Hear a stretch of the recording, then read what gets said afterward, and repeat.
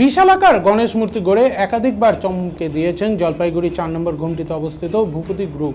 তবে এবছর বিভিন্ন কারণে মূর্তির আকার অপেক্ষাকৃত কম করা হয়েছে।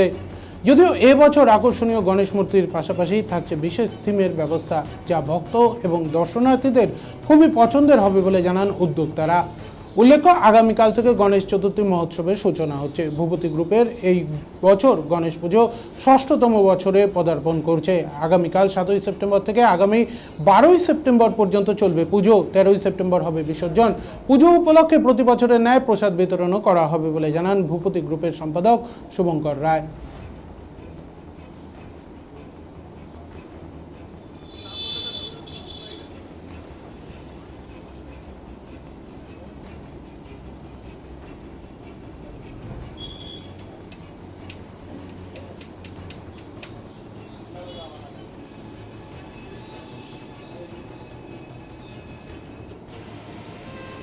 পূজার উদ্বোধন হবে, কালকের থেকে পুজো শুরু হয়ে যাবে। ১৩ তারিখ অবধি পুজো চলবে এবং ১৩ তারিখেই আমাদের হচ্ছে বিসর্জন গণেশ ঠাকুরের দশমী হিসাবে।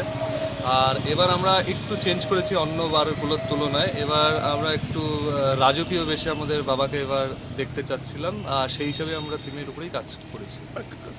কি করা আছে? এর আগেবার তো অনেক বড় একটা এর আগের বার আমাদের গণেশ ঠাকুর ১৯ ফুট হাইট হয়েছিল, তো রাস্তায় নিয়ে যেতে প্রচণ্ড অসুবিধা হয়েছিল। জলপাইগুড়ি শহরবাসী দেখেছে, আর এবং জলপাইগুড়িতে অত বড় ঠাকুর নিয়ে যাওয়ার কোনো ব্যবস্থাও ঠিকঠাক ছিল না। তার জন্য এবার আমরা হাইটটা এবার বর্ষ কত আপনাদের? এবার ৬ বছরে পদার্পণ করতে। এমনি মানে কবে থেকে কবে অবধি চলবে? আগামীকাল থেকে ৭ তারিখ থেকে ১৩ তারিখ অবধি চলবে। এমনি কি অনুষ্ঠান চলবে এই কদিন?